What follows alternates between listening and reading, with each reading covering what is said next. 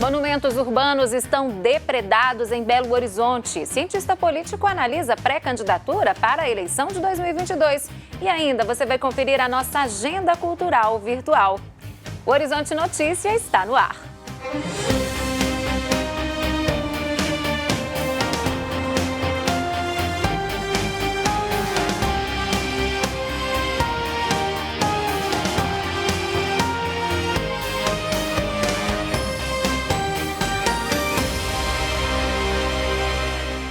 Os monumentos históricos e artísticos são erguidos normalmente para a comemoração de um evento ou em homenagem a personalidades que se destacarem no mundo da política, das artes, dos esportes e outros segmentos da sociedade.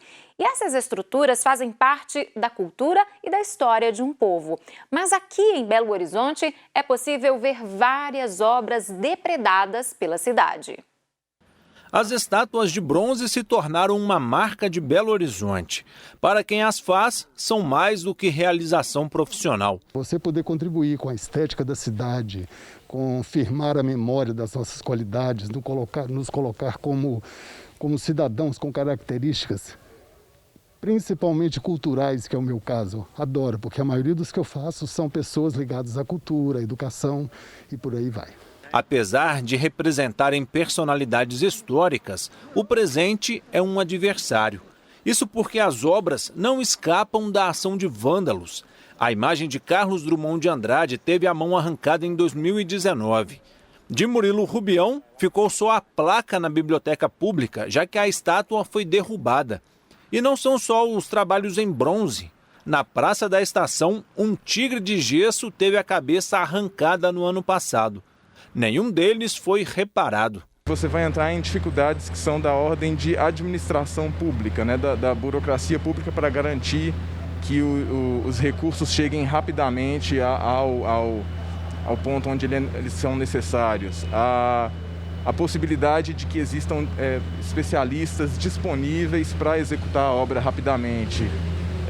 A verificação de que existe essa necessidade também há tempo de evitar que esse dano cresça rapidamente e assim por diante. Além de monumentos, prédios também são alvos de vândalos. Vidros quebrados, paredes pichadas. O desgaste pelo tempo também chama a atenção. Existe uma teoria das vidraças quebradas, né, que diz que quanto mais que desordem gera desordem, né? Então, quanto menos manutenção você faz em um determinado bem que já sofreu algum tipo de vandalismo ou uma perda por intemperismo, há maiores chances de que outras pessoas se sintam livres para causar mais danos a esse bem. Até que no limite você chega à perda total do bem. Monumentos públicos são de todos. Devem ser zelados por todos. Afinal, o gasto para repará-lo poderia ser investido em outras áreas, como saúde e educação.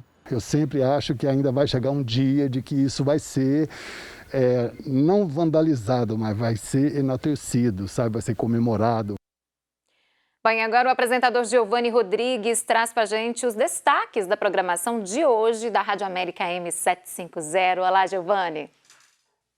Olá, Síria, uma ótima quinta-feira para você e para todos. Vamos aos destaques aqui da Rádio América, a começar com o Tarde Viva desta quinta-feira, que destaca a programação do Zoológico de Belo Horizonte, com foco na educação ambiental.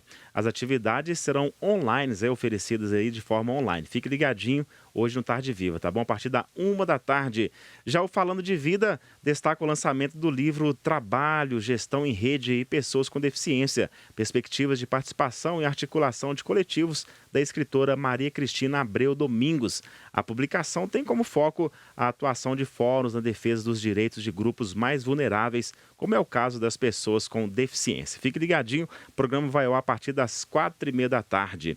Hoje à noite nós teremos aí o programa Estação 750, que vai falar o seguinte, olha, as Olimpíadas de Tóquio começam no dia 23 deste mês. No Estação 750 de hoje, você confere programetes que contam alguns momentos mais marcantes aí na história dos Jogos. O programa vai ao ar a partir das 10h30 aqui na Rádio América M750. É com você, Síria. Muito obrigada, Giovanni. Lá do estúdio da Rádio América, aqui para o estúdio da TV Horizonte, aqui para o Horizonte Notícia. André Cristino, bom dia. Bom dia, Síria. Bom dia a todos. André, vamos começar falando da situação do coronavírus aqui na capital. Quais são os dados que você tem para a gente, hein? Belo Horizonte passou a marca aí de 6 mil mortos por conta da Covid. Vamos dar uma olhadinha nos números gerais. Na capital, são 248.099 casos confirmados, 6.001 pessoas morreram por conta do coronavírus. Foram 18 óbitos registrados nas últimas 24 horas. Vamos ver como é que estão aqueles indicadores, porque subiram mais um pouquinho. A taxa de transmissão ontem estava em 1, hoje está em 1,01. A ocupação de UTI, caiu um pouquinho, estava em 63,5, caiu para 63,2. Já a ocupação de enfermaria subiu, estava em 52,1, passou para 53,6. E aí esses dados, eles têm duas explicações, né? Uma delas é porque está havendo a liberação de alguns leitos de Covid para outras especialidades, porque a pandemia está mais controlada. Então, 25% dos leitos de enfermaria que estavam destinados para a Covid em Belo Horizonte já passaram para outras especialidades e 22 leitos de UTI também. A outra explicação é porque as pessoas esqueceram que esses dados eles refletem os últimos 15, 20 dias, não é a situação atual. E a gente tem mais um gráfico para mostrar aí, que são os novos casos para cada 100 mil habitantes. Eles vinham em uma queda considerável, estavam acima de 400, chegaram a 289 novos casos a cada 100 mil habitantes e passaram agora para 311, ou seja, estamos no mesmo patamar de 15 dias atrás. Então isso começa a refletir também nos números. A pandemia está controlada, mas temos que continuar fazendo a nossa parte para que ela não saia do rumo de novo.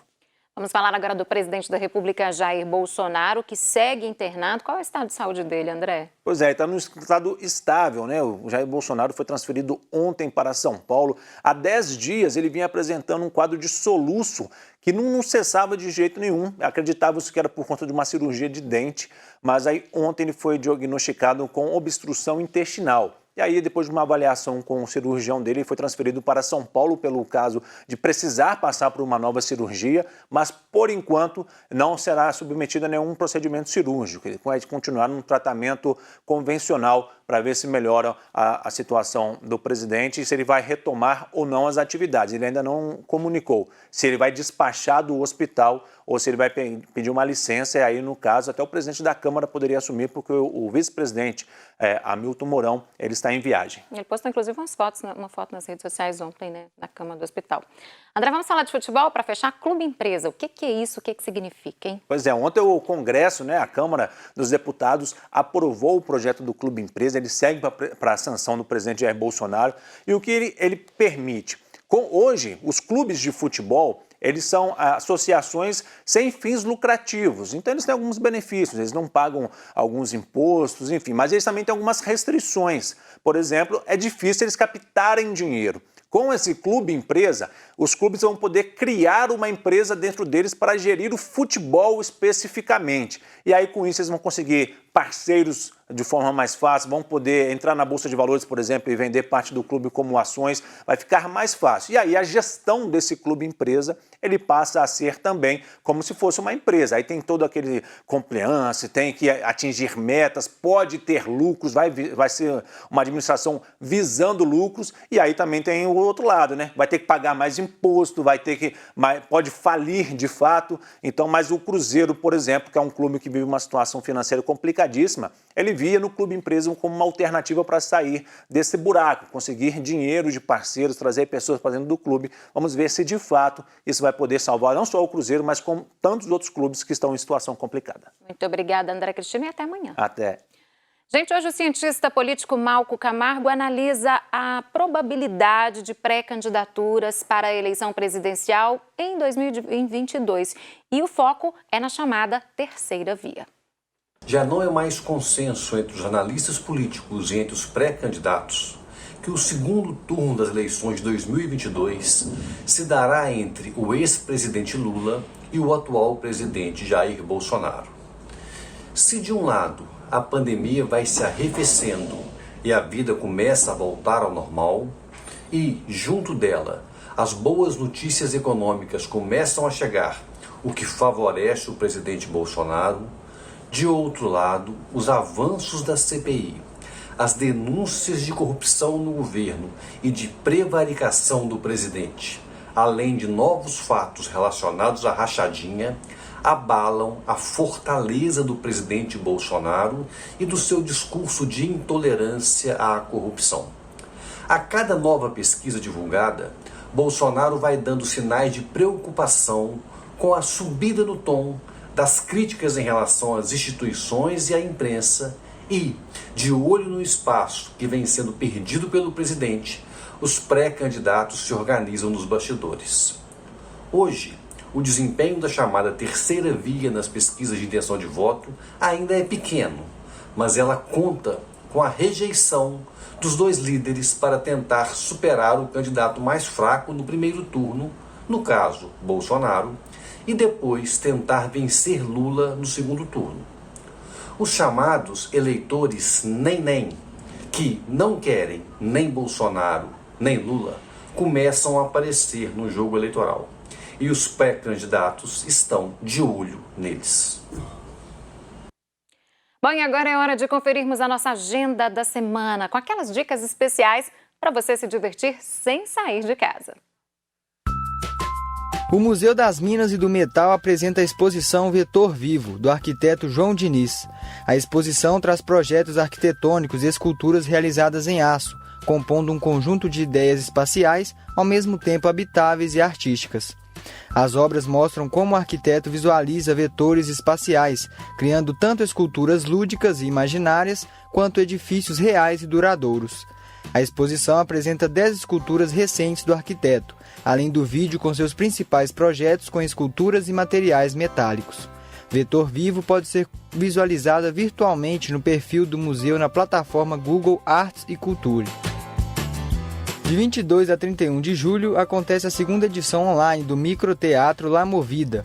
O evento conta com 16 propostas, sendo 8 inéditas, de vários artistas mineiros, que incluem músicas, dramas, teatro de bonecos e animações, trazendo assuntos que passam pela existência humana, além de temas atuais e políticos. O evento é totalmente gratuito e pode ser conferido através do Instagram da companhia La Movida. E o Horizonte Notícia de hoje fica por aqui. Para você rever esta edição, basta entrar lá no nosso site ou acessar também o nosso canal lá no YouTube. Estaremos de volta amanhã às 8h30. Fique com Deus e até lá. Tchau, tchau.